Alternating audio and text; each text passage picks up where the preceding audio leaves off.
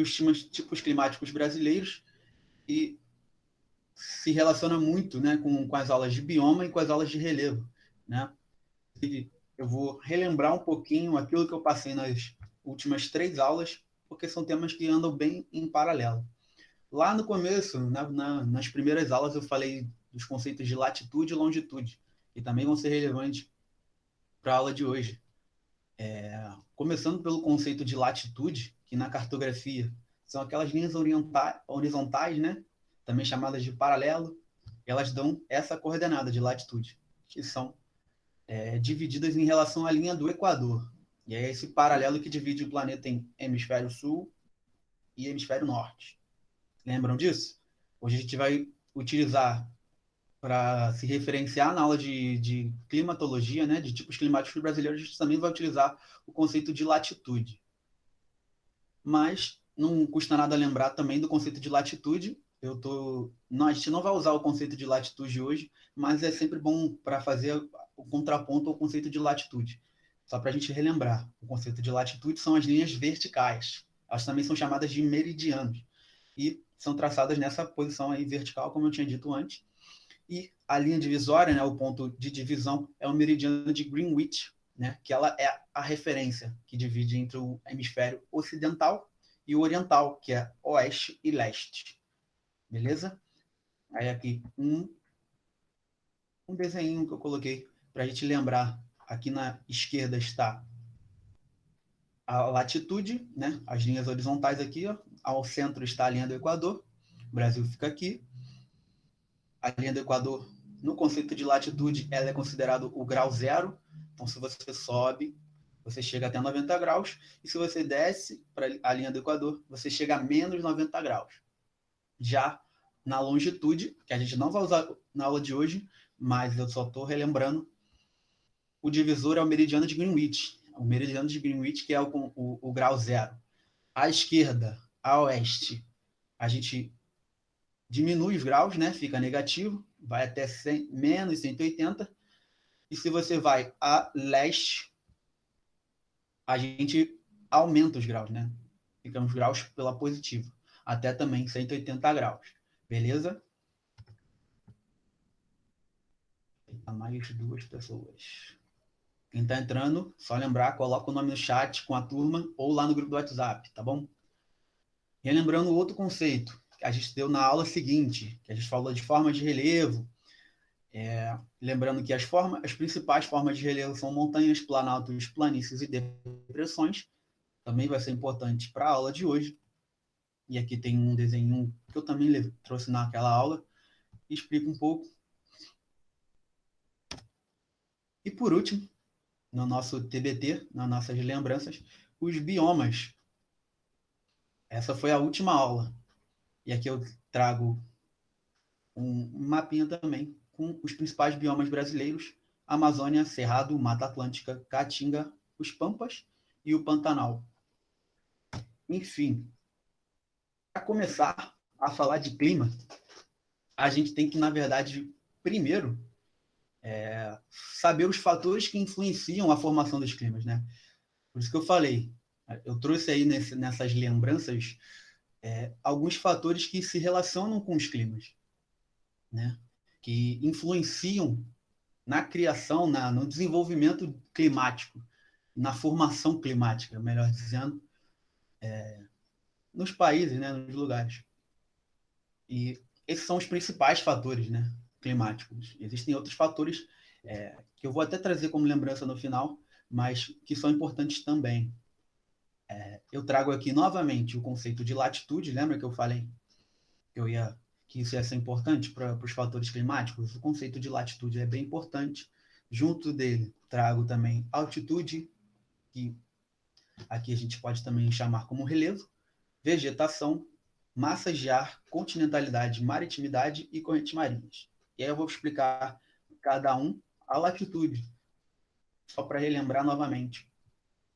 Lembra que eu falei que a latitude é referenciada a partir da linha do Equador? Então, ela varia de 0 a 90 graus, como eu tinha dito antes, e o Brasil é um país que é cortado pela linha do Equador, né? Mas muito pouco, né?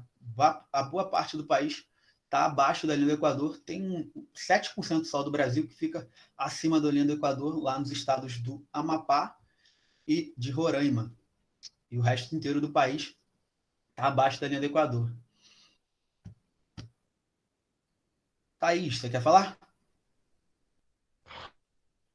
Professor, boa tarde. Essa matéria não tem, né, na apostila, não? Para dar uma acompanhada? Esse é um detalhe importante. Pelo menos esse início. Você podem achar estranho, mas essa apostila, ela tá. Esses temas que a gente está tratando, a gente fez uma reunião no início do ano e no final do ano passado, na verdade, nos reunimos algumas vezes, e a gente viu que tinha algumas carências de temas, né? Esse iniciozinho que eu estou dando agora não tem dentro da apostila. Então é até importante a gente prestar atenção nisso aqui. Se vocês quiserem, eu posso repetir mais vezes, porque ele não tem na apostila. A gente, geralmente, pela Sim. apostila, já entra direto nos tipos climáticos. Só que a gente viu a necessidade de explicar antes como que se formam esses climas, né? Porque não adianta a gente entrar direto Ah, sim, climas, melhor, né? nos climas brasileiros, sim. Não adianta a gente entrar direto nos climas brasileiros e não explicar por que os climas no Brasil são dessa forma. Entendeu? Ah, melhor para a gente entender. Mas, Entendi, na, professor. sim, o que eu vou explicar mais adiante já está na apostila. Inclusive, eu vou usar o tempo todo referências à apostila. Espero que todos tenham conseguido pegar as apostilas, que daqui para frente eu vou tentar sempre, o máximo que puder, utilizar as apostilas, porque são bem importantes, assim. Elas são... Tem coisas que não vou conseguir falar aqui, porque tem um tempo curto, e na apostila a gente pode destrinchar melhor tudo isso. Vou sempre fazer referências a algumas páginas, até alguns exercícios para vocês fazerem também, que tem no caderno de exercícios, tudo mais. Hoje eu não trouxe um super material da apostila, até porque, como eu falei, não tem metade do que a gente vai falar hoje não está na apostila. Então prestem bastante atenção já nesse início também. Enfim, a latitude, né? A gente relembrando, quando ela está próxima à linha do Equador, ela é considerada uma baixa latitude, né? Está próxima do grau zero. Nessa região é onde estão as temperaturas mais elevadas, porque, de acordo com como a Terra está girando, as horas mais próximas à linha do Equador é onde se recebe a maior intensidade de radiação solar. Né? Então, o Brasil está nessa forma, próxima à linha do Equador, entre os trópicos também. A gente é um país considerado quente, né? Tem um clima bem tropical, bem calor, interessante até para a vida humana, né?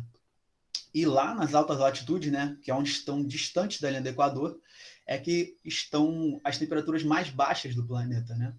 Porque justamente tem uma menor incidência de raios solares e do calor do Sol mesmo. Então, é onde estão as zonas frias ou glaciais, tanto no Polo Norte, tanto no Polo Sul, né? E nas zonas intermediárias, né, entre os trópicos e as zonas frias, é onde estão as zonas temperadas, né? Onde não é nem tão frio e nem tão quente. Para os nossos padrões brasileiros, a gente considera frio, né? Mas na média climática são áreas consideradas temperadas. Avançando, altitude barra relevo também influencia o clima, né? Porque dependendo da altitude do local, né, você tem uma variabilidade climática. Né? As temperaturas variam numa razão inversa da altitude. O que isso quer dizer?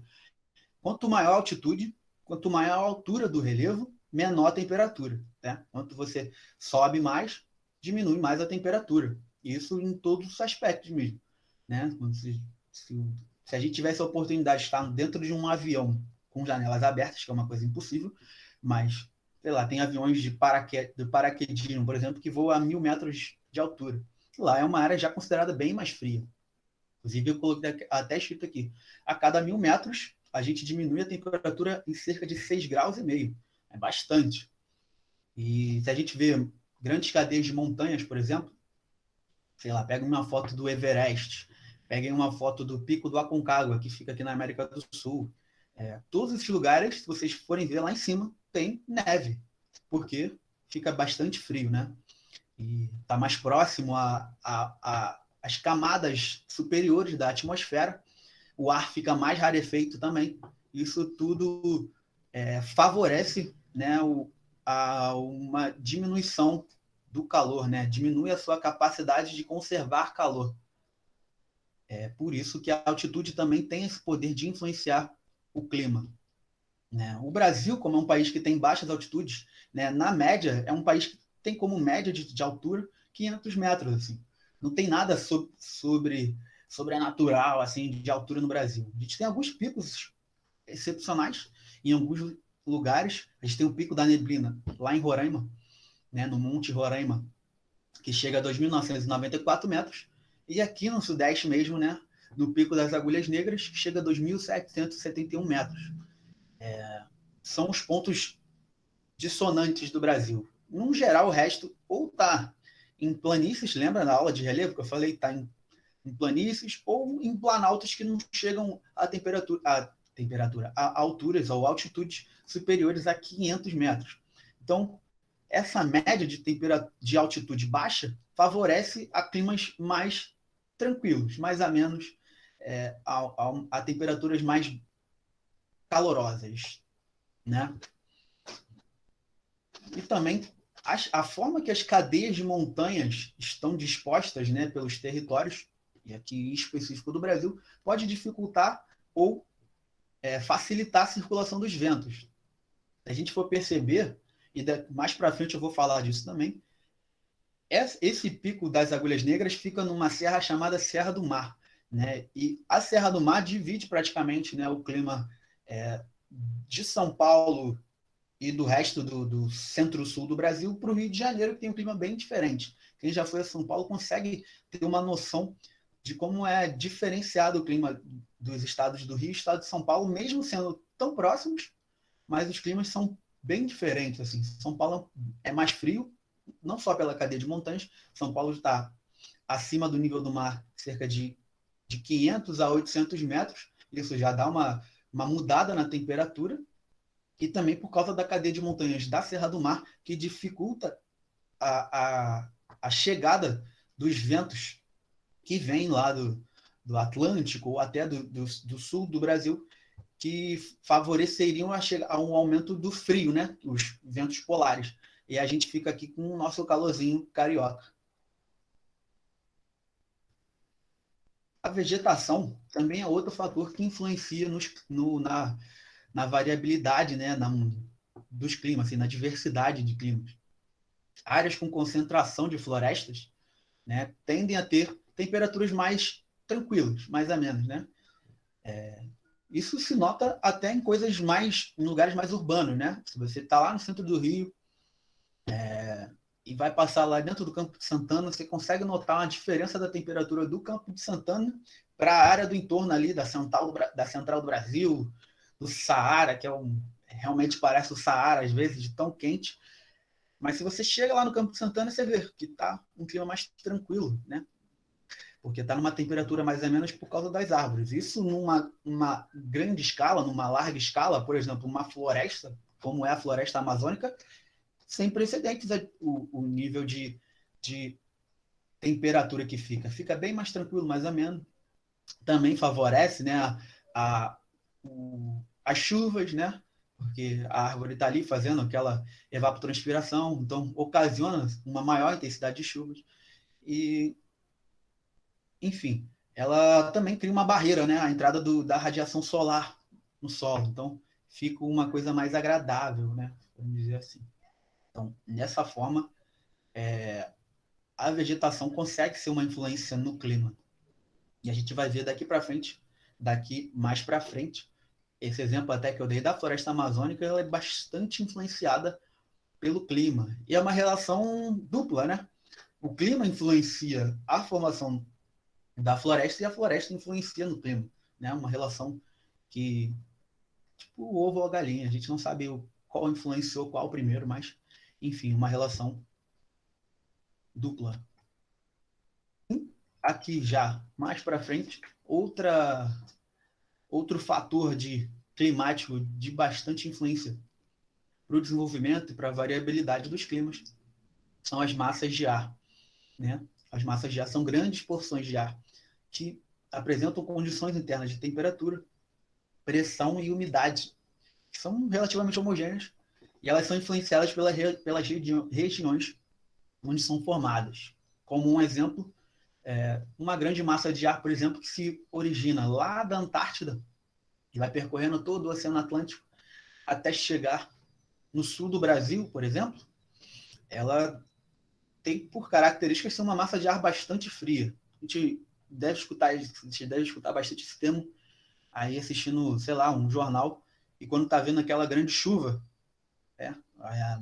a menininha lá do tempo, o menino do tempo sempre vai falar, pô, a gente está sob influência de uma massa de ar polar. O que é uma massa de ar polar? É uma massa que vem do Polo Sul, né, no caso do Brasil. E ela geralmente vem fria e quando se defronta com uma massa de ar, por exemplo, equatorial, que vem dali da Amazônia, que é geralmente uma massa quente, elas entram em atrito e se confrontam uma sobre a outra e cai uma grande chuva. O Isso é uma massa de professor, ar. Opa, quem chama? Pode falar. Nádia, tem esse lance porque quando eles falam lá no clima, na televisão, aí tem uma massa de baixa pressão, aí põe aquele Bzinho com aquelas setinhas, aí aquele vento quente que vem do norte e do nordeste do país para cá. E a gente sofre com calor aqui. Não tem isso? Tem isso. Os lugares com uma alta pressão, isso tem na apostila já. Essa parte já de massa de ar a gente consegue encontrar na apostila. Deixa eu até aqui ver para você já jogar uma referência aqui para quem tiver com a apostila aí na mão, dá uma olhada se quiser. Fica na página 50, na página 50 de Geografia, do módulo 2, né? A gente tem esse exercício. E o que são esses Bzinhos e Azinhos? Os Bzinhos, que são os centros de baixa pressão, geralmente ficam nos polos, né? Tem uma carga de pressão atmosférica menor, justamente por estar nos polos, né? E carregar menos energia. Acho que, resumidamente, é isso. As massas de ar equatoriais e tropicais carregam mais energia por ter mais troca catiônica. E geralmente as massas mais menos carregadas são mais leves e elas conseguem chegar aqui nos continentes e tem esse atrito entre as massas de ar de baixa pressão e as de alta pressão. Tá ok? Ok.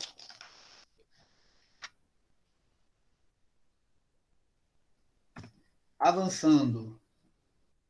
Continentalidade e maritimidade. O que são essas duas coisas? São dois fatores diferentes. Eles estão juntos aí, mas são dois fatores diferentes. Eles estão completamente relacionados com a temperatura da água e da terra, né? Os continentes eles se aquecem e liberam calor mais rapidamente que os oceanos, né? Os oceanos eles absorvem mais e demoram mais a fazer a troca de calor, né? Então, tanto que se você for na praia, um bom método para perceber isso é que se você for na praia bem de noitinha assim, você vai perceber que a água está quente ainda. Enquanto que talvez na Terra já esteja esfriando, a água às vezes quando está dando ali umas 7 horas, está bem quentinha. Isso porque o mar demora mais a fazer e liberar, fazer essa troca de energia. Porque a água demora, de modo geral, a aquecer e resfriar. Então, os locais que são mais próximos dos oceanos costumam ter uma amplitude térmica menor do que os lugares situados no interior dos continentes. Isso vocês podem perceber agora, por exemplo, que está um clima mais frio, está um tempo mais frio. Eu, por exemplo, eu moro em Nilópolis. E aqui, quando tem uma variabilidade térmica maior, por exemplo, do que Copacabana. Porque Copacabana, por estar mais próximo ao mar, costuma ter um clima mais equilibrado, né? O mar não deixa ter uma grande amplitude térmica, né?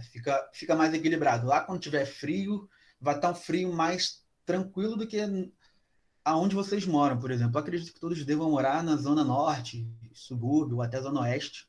E por estar mais para dentro do continente, mesmo sendo dentro da cidade do Rio de Janeiro, a gente consegue, nesse microclima, perceber a diferença, né, entre um bairro e outro. Agora, imaginem isso numa escala maior, né, uma escala ampliada. Se você for ver lá para Goiás, tem uma diferença de temperatura para o Rio de Janeiro bem grande. Não precisa nem lá Goiás, vamos num estado vizinho, Minas Gerais. Tem uma diferença de temperatura por não estar próximo ao mar, que é bem maior, tem uma amplitude térmica muito maior. Então, quando está em períodos de frio, né, no meio do ano, lá eles conseguem notar. Pode estar 30 graus meio-dia, e quando vai dar 6 da tarde ou da noite, já está 15 graus. Tem uma amplitude muito maior do que o Rio de Janeiro, que Nós não tivemos uns oscila dias aqui tanto. no Rio de Janeiro. Nós tivemos uns dias Sim, da semana retrasada com amplitude bem bem grande. intensa, né?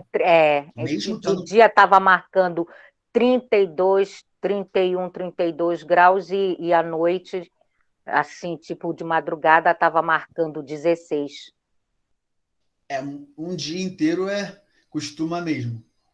Inclusive, quando eu mostrar os tipos diferentes de clima do Brasil, a gente vai ver que, por exemplo, na região amazônica, né, no clima equatorial, praticamente não tem amplitude térmica, não tem variação climática, né? Vai estar 26 graus de tarde, meio-dia vai estar 26 graus 3 da tarde, vai estar 26 graus 6 da tarde, da noite, porque o clima equatorial favorece a ter um dia muito igual, muito igual. Em compensação, aqui no Centro-Sul, nos mais variados climas, o tropical continental, o tropical do litoral, o tropical de altitude tem uma variabilidade muito maior.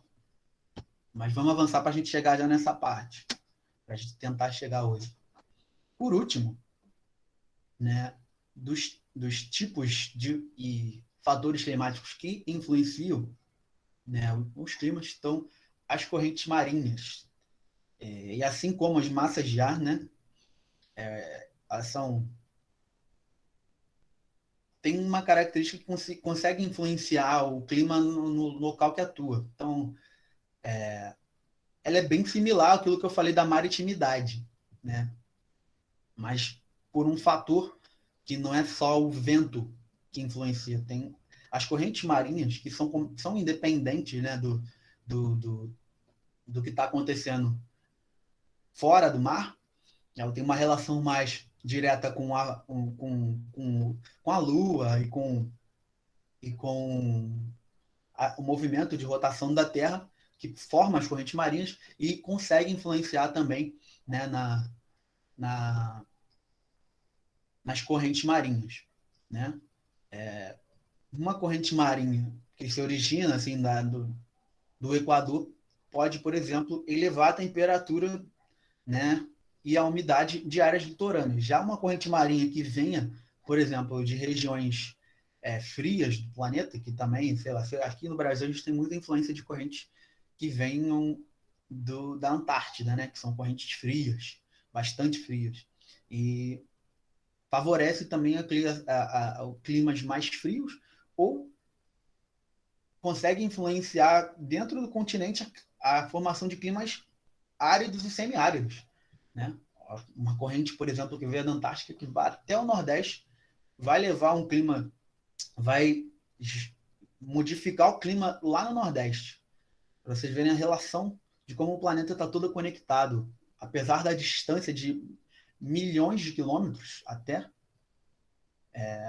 milhões é muito, mas milhares de quilômetros entre a Antártida e o Nordeste, as correntes marinhas que se originam de lá conseguem influenciar no clima, né, do Nordeste, por exemplo. E aí agora a gente já chega no tema principal da aula, né, vamos dizer assim, que são os tipos climáticos mesmo, né? Quem assistiu o videozinho que eu pedi para vocês assistirem lá no sábado passado, vai lembrar de algumas coisas que eu vou falar aqui. Inclusive, isso que eu falei agora, ele também falou um pouco no vídeo. Mas vamos destrinchar aqui hoje, e também porque nem todo mundo pode não ter assistido, então sempre importante passar por isso.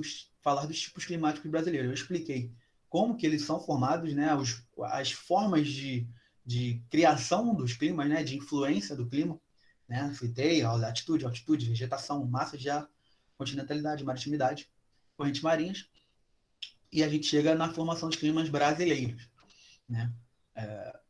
A classificação climática ela é uma tentativa de reunir o maior número de elementos possíveis que possam caracterizar os diferentes climas existentes em um grupo distante.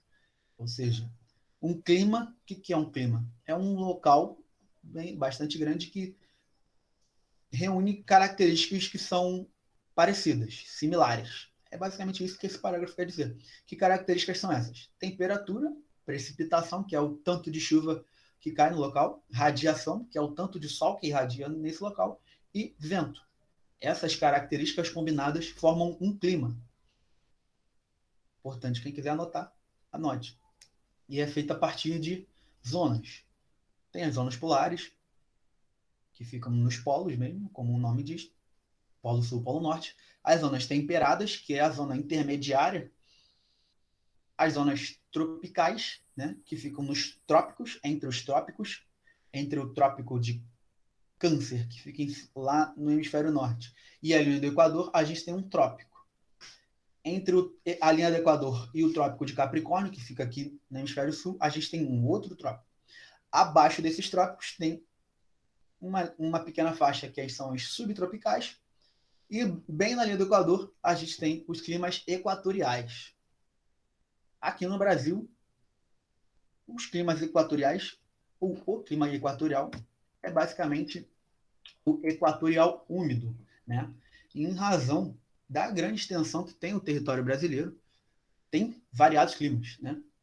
Eu já fui citando alguns aqui ao longo da aula. Existem classificações diferentes, né? Existem tipos de classificações de climáticas diferentes. Eu vou utilizar aqui, que é a nossa utilizada no PVS aqui, né? Na nossa coordenação de geografia, que a gente usa a classificação do Strahler, que é um geógrafo brasileiro, apesar do nome. Ele é da USP, se não me engano. E ele faz uma classificação dessa forma. Ele divide em equatorial úmido, tropical, tropical semiárido, litorâneo úmido, subtropical úmido. E eu coloquei aqui um asteriscozinho até no tropical de altitude, né, que originalmente não estava na classificação de Strahler, mas que depois foi adicionada, porque viu que tem uma diferença entre o tropical continental, né, que é o tropical solto, e o tropical de altitude. Enfim, mas existem outros tipos de classificação que são até mais minuciosas, que vêm os microclimas locais, fazem umas diferenciações dentro do clima equatorial, por exemplo, que fazem diferenciações dentro do clima tropical, mas essa é um pouco mais utilizada, inclusive, até porque nos vestibulares é mais utilizada essa, então a gente vai passar essa porque essa é mais utilizada, tanto na UERJ, tanto no Enem, é essa classificação do Strahler que é utilizada. Então a gente vai entrar agora na exemplificação dos tipos de clima brasileiros. A primeira que eu coloquei ali é o tipo de clima equatorial úmido, que apresenta, como eu tinha dito antes, pouca variação de temperatura. Eu dei até o exemplo. Meio-dia, 26 graus. 3 da tarde, 26 graus. 6 da tarde vai esfriar um pouquinho, vai estar 25,5. Ou seja, pouquíssima amplitude, né? Ela é praticamente a mesma temperatura por toda a extensão territorial que o tipo climático favorece, né? E é um clima, como o nome diz, bastante úmido, né? É um clima que está identificado em todos os estados da região norte e parte do Mato Grosso, né? A parte norte do Mato Grosso e a metade do Maranhão. E coincidentemente, ou não, né? Não é coincidentemente, mas é onde está, de fato, a conhecida Amazônia, né? Toda a Amazônia, ela está sob o clima equatorial úmido, que não é só restrita no Brasil, né? Vai partir também da Colômbia, Equador, Bolívia, Suriname, etc. E tem uma quantidade de chuva que é absurda, é abundante, né? Com índices pluviométricos superiores a 2.000 milímetros. Né? Não tem período de estiagem praticamente. Chove bastante. Dos locais do Brasil, é a área com mais chuva. Coloquei até uma foto para dar uma ilustrada. Essa foto é em Belém do Pará. Não sei se alguém já conseguiu ter oportunidade de viajar para algum dos estados dessa região, mas chove praticamente todo dia. Eu sou de Belém. Professor, eu sou de Belém. Eu moro aqui no Rio desde 8 anos de idade, mas todo ano eu vou a Belém. Eu não fui nesses 2 últimos por causa da pandemia. E lá em Belém chove todos os dias, mais ou menos às 3 horas da tarde. Então lá a gente costuma falar assim, olha, então eu te encontro depois da chuva lá no shopping. Eu te encontro antes da chuva lá no mercado. Porque todo dia chove no mesmo horário lá. Todo dia. Agora, por exemplo, a gente está lá no inverno amazônico, agora, lá no norte. Então, chove todos os dias, muito e várias horas do dia, mas a temperatura é quente, é um calor que você fica colando, porque a umidade relativa do ar é muito grande. Olha que incrível o seu relato. Isso da umidade é interessante também, né? Porque aqui no Rio, por exemplo, a gente pode ter um dia de bastante chuva, mas essa sensação que você fala de umidade na pele, às vezes por estar um clima, por incrível que pareça, tá chovendo, mas não tá tão úmido, assim, na sensação, não tá tão quente, a gente não sente tanto na pele. Lá na região norte, por estar, né, num local de bastante umidade, mas que ao mesmo tempo que tá úmido, chovendo pra caramba, tá calor, né? Tá chovendo, mas segue lá os 26 graus, os 28 graus, independente do que for. E tem esse detalhe do marcador temporal, né? Te encontro depois da chuva, é muito incrível isso. Né? Tem uma hora que vai chover. E é verdade isso, é verdade, não é mentira. Pode perguntar para qualquer paraense que isso é verdade, sim. Eu já tive a oportunidade de conhecer Belém mesmo, e eu percebi isso, assim, muito incrível.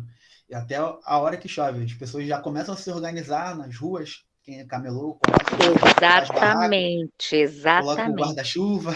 Porque todo mundo já sabe que aquela hora vai chover, aí todo mundo já se organiza, já se prepara, todo mundo já é da gente, já é do povo mesmo saber que vai chover, então todo mundo já se prepara, é automático, nós mesmos, os nativos, a gente nem percebe que está fazendo isso, mas tá. Todo mundo com guarda-chuva na rua, né? Todo mundo parece estar em Londres, assim, todo mundo com guarda-chuvinho. Isso aí. Agora acabou a chuva, Londres abre tropical, aquele né? solzaço. Londres tropical. Acaba a chuva, abre um solzaço. E volta um mormaço, que a gente nem acredita em aquele mormaço, aquele abafo. É aí que esquenta, né? Porque o chão recentemente molhado. Isso. Sobe aquele vapor. Você sabe que quando chove à tarde, que você olha para o asfalto, quando cai os primeiros pingos da chuva, sobe aquela fumaça. Porque o asfalto estava muito quente, quando cai a chuva, sobe aquela fumaça. É assim lá em Belém. A gente. E aí tem. Porque tem essa mistura também, né? Porque você está numa área urbana que tende a ser mais quente, mas ainda está sob efeitos de um clima de floresta, né? Então chove bastante, mas quando você está numa cidade, né? O asfalto ele não é preparado e feito para ter essa troca, né? Como é uma árvore. A árvore ela vai receber a chuva e vai absorver, vai favorecer o solo. O asfalto ele tá ali só esquentando. Vai virar uma sauna, né? 60 graus E só É o esquenta, efeito esquenta, de esquenta. sauna mesmo. Agora, sabe, é porque o nosso estado, lá, o Pará, ele é 30% habitado. 70% dele é floresta. A gente faz parte da Amazônia Legal, né? Sim, bem interessante isso. É um estado bem legal, o Pará é bem bacana. Enfim, muito, muito bom a troca. Eu vou avançar para um próximo clima, que é o clima tropical, né? É um clima aí que a gente que toma boa parte do Brasil, né? A gente diz que está num país tropical e boa parte dele é bem tropical mesmo. Mas a gente não pode esquecer do equatorial, né? O equatorial toma, eu não sei exatamente a porcentagem, mas também é bem grande. Mas o tropical é quase todo o resto, né? Influencia parte do centro do país, né? Boa parte do estado do centro-oeste, Maranhão, Piauí, Ceará, Bahia e Minas Gerais. O Rio não está dentro desse tropical continental e depois eu vou explicar o porquê, né? Lembra lá da influência do mar? O Rio ele está num outro tipo de clima tropical. É tropical, mas é um outro tipo de clima tropical. Esse clima tropical continental é dos estados que não tem litoral, né? O que tem litoral e da parte interior, né? Por isso que eu coloquei entre parênteses o tropical continental, que é para vocês fazerem a diferenciação. Em geral, as temperaturas são elevadas, né? Boa parte do ano, com média de temperatura aí de 24 graus. Tem uma amplitude térmica que oscila de tipo 5, 6 graus. Isso dá para sentir também ao longo do dia, né? Em épocas de frio, né? Em épocas de calor, nem tanto. É mais equilibrado. E tem uma boa quantidade de chuva, chove em torno de 1.500 milímetros. Isso, claro, é uma média. Tem estados que chove mais, outros chove menos. E também, numa média, tem duas estações bem definidas. Uma estação mais seca, que chove pouco, que vai de maio a setembro, e uma estação mais chuvosa, que vai de outubro a abril. Aqui do lado, eu coloquei um climograma. Quem assistiu o vídeo lá do professor vai lembrar que ele falou disso. Quem não assistiu, vou falar o que é um climograma. O climograma ele é um gráfico, né, como vocês podem ver, que vai expressar o comportamento da temperatura e também da pluviosidade. Pluviosidade, só sempre lembre, pluviosidade vem de chuva. E na barrinha amarela a gente vai ter o quanto que chove e essa barrinha, as listras, né, tanto a azul, tanto a vermelha é a temperatura, a variabilidade de temperatura. É um gráfico que tenta ilustrar quanto choveu num período do ano e quanto teve de temperatura no outro resto, no outro período do ano. Então, esse aí é da cidade de Goiânia. Dei uma olhada em como está aí, acho que, deixa eu ver se está aparecendo legal para vocês. Acho que está dando para ver, no geral. Nos meses ali, como eu falei, de outubro, ó, aqui é outubro, novembro, dezembro, janeiro, fevereiro, março e abril. Vamos, digamos que até março, né? Aqui, pelo menos em Goiânia. Choveu bastante, né? A barrinha amarela é a chuva. E aqui é a temperatura. A temperatura manteve uma média, né? Essa aqui é a temperatura mínima, mas isso aqui vocês conseguem ver a amplitude. Quando tá lá, lembra que eu falei, quando tá nos meses de, de seca, tem uma variabilidade maior. Olha a diferença aqui nos meses do meio do ano, nos meses frios, maio, junho, julho, agosto e setembro, quase não chove em Goiânia. Fica aquele clima seco. Quem já foi ao Centro-Oeste tem aquela sensação ruim na pele, né? Fica um clima bem seco, não tem umidade nenhuma, né? Fica uma coisa bem difícil, de uma umidade de 10%, sendo que o tolerável recomendado é de 60%. Isso porque chove muito pouco nessa época. Mas nas outras épocas do ano chove bastante. Avançando para tentar terminar hoje. Vamos ver se a gente consegue. Temos o tropical semiárido. Semiárido vocês já devem ouvir falar bastante. Que ocorre lá no interior da região Nordeste, num lugar que é conhecido como polígono da seca, né? Em razão da sua escassez de chuva. tem também temperaturas elevadas ao longo do ano todo, né? Uma média de temperatura de 26, 28 graus, e tem pouca chuva, né? Chuvas escassas, com uma média inferior a 750 milímetros, e que são bem mal distribuídos. Nesse climograma aqui que eu botei, da cidade de Juazeiro, Ceará, a gente consegue ver aqui quanto chove. Aqui, por exemplo, nesse ano choveu muito em março, mas teve uma época de chuva boa até janeiro, fevereiro e abril, e aqui também novembro e dezembro, mas, em compensação, de maio a outubro não choveu nada, né? Choveu bem pouco, mas a temperatura estava lá em cima. O calor não diminuiu, mas a chuva sim. Então, esse é o tipo de formação semiárida. E o semiárido tem muita relação, como eu tinha dito antes, com a relação lá das correntes marítimas que vêm lá do, do Ártico, né? Da Antártico, na verdade, mas também tem com relação aos planaltos e chapadas que existem no, no Nordeste, que dificulta a circulação, né, da chuva, né? Então, a chuva que vem do litoral vem e tem um grande paredão no meio. Esse paredão se defronta ali e chove tudo ali, né? Chove tudo nessa zona intermediária entre o tropical litorâneo e o semiárido, que é conhecido como zona da mata, né? E ali chove bastante, mas depois desse planalto, dessa chapada, é onde está o semiárido e não chove muito, por causa desse tipo de formação de chuva. Avançando, o tropical litorâneo úmido, que aí é onde estamos nós, Rio de Janeiro, né? Que diferencia um pouco do tropical continental, justamente por ser litorâneo, tem muita influência do mar.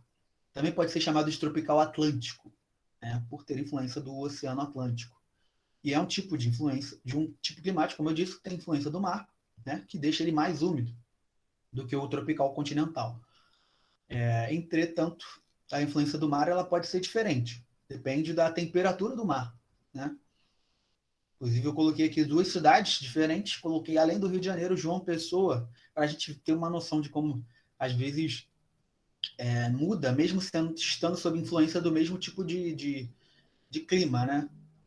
O clima tropical, litorâneo úmido, ele vai daqui do Rio de Janeiro, ou de boa parte litoral também de São Paulo, até lá em cima, no Rio Grande do Norte, né?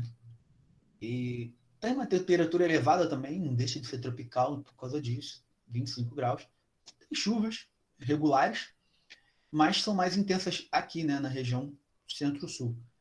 Em compensação, em algumas outras partes do país também. Você pode ver nesse climograma que eu coloquei aqui, João Pessoa chove bastante também nesses meses do meio do ano. Mas, em compensação, no fim do ano, chove bem pouco em João Pessoa. Já o Rio aqui, que a gente consegue ver que tem uma média. Chove regularmente todo mês. Mês todo, não vai ter um mês no Rio que não vai chover. Sempre chove. Mas para julho e agosto, chove pouco. Esse ano a gente está num efeito diferente. Está chovendo bastante, mas porque a gente está sob influência do Laninha, né? Que é um outro fenômeno climático, que talvez eu possa dar numa próxima aula. E também sobre muito o Laninha, o clima pode ir mudando, está mudando, sob influência do aquecimento global, né? Que vai estar deixando o clima bem louco. Está fazendo um calor de 50 graus no Canadá, e tá fazendo frio de 0 graus quase em São Paulo. É uma coisa completamente surreal. Um outro tipo de climático que tem no Brasil é o subtropical úmido, né? Que ocorre nas latitudes abaixo do Trópico de Capricórnio. Está presente no sul do estado de São Paulo e boa parte do Paraná, todo o estado de Santa Catarina e todo o estado do Rio Grande do Sul, né? Tem clima com temperatura mais baixa, né? Comparado, claro, aos outros climas do Brasil, né? Também tem bastante chuva, chove bem ao longo do ano, e as chuvas são bem distribuídas, né? Como a gente pode ver nesse climograma que eu coloquei aqui, tal qual o Rio de Janeiro. Essa aqui é uma cidade de Alegrete, no Rio Grande do Sul, que chove bastante, chove bem ao longo do ano todo, assim. Tem chuvas bem equilibradas.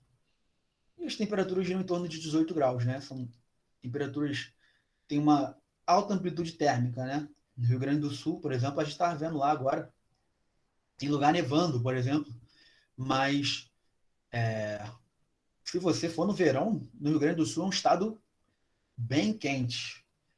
Pode bater 40 graus em Porto Alegre, né? A gente tem uma imagem do Rio Grande do Sul que às vezes está só associada ao frio, mas nos meses de calor no Rio Grande do Sul é bem quente. Como eu tinha dito lá no início, tem um outro clima que não está lá nos tipos de clima propostos lá pela Austrália, mas que vale frisar, que é o tropical de altitude, né? Aqui no Sudeste, né, que é onde está esse tropical de altitude. Ele é uma zona intermediária entre o tropical continental e o tropical atlântico, né, o litorâneo, mas que tem por estar ali em locais de maior elevação, de maior altitude, tem um clima bem próprio, né? Chove bastante comparado ao continental e ao litorâneo, né? Está sob influências de massas de ar que vem do continente, né, do tropical atlântico, mas tem uma temperatura mais amena comparado aos dois tipos de climas tropicais, tanto o continental quanto o tropical litorâneo. E tem uma amplitude térmica bem grande também, né? E lá nesses lugares mais elevados, né? Quem conhece a região sul do estado do Rio, Itatiaia, né? Resende, sabe que lá é bem frio. Itatiaia, lá no pico de Itatiaia, onde está lá o Pico das Agulhas Negras, é comum ter geada, é comum, né, até nevar, assim, lá no topo do morro, até neva também, porque está numa área intermediária entre os dois climas tropicais e está sob influência tanto das massas tropicais quanto das massas polares, então faz ter bastante chuva lá. Tem uma quantidade de chuva de 1.500 milímetros ao ano, é bastante chuva. Enfim, consegui chegar às 3 horas. Vou passar um exercíciozinho. Espero que todos estejam conseguindo observar aí legal, para a gente terminar a aula de hoje aqui dando uma exercitada. Enfim, vou ler aqui, leiam junto comigo, para a gente responder essa questão. Tá dando para ver o climograma legal? São 3 climogramas. O que está escrito aqui em cima, que talvez possa estar meio borrado aqui, é chuvas. No primeiro está escrito 2.190 milímetros, acho que é isso. No segundo, 1.600 milímetros. No terceiro, 1.350 milímetros. Mas observem mais pela figura, que já dá para matar a charada. Vamos lá. Analise os climogramas abaixo no hemisfério sul, né? É uma pergunta da Federal do Rio Grande do Sul. Comparando esses climogramas, é possível afirmar que A.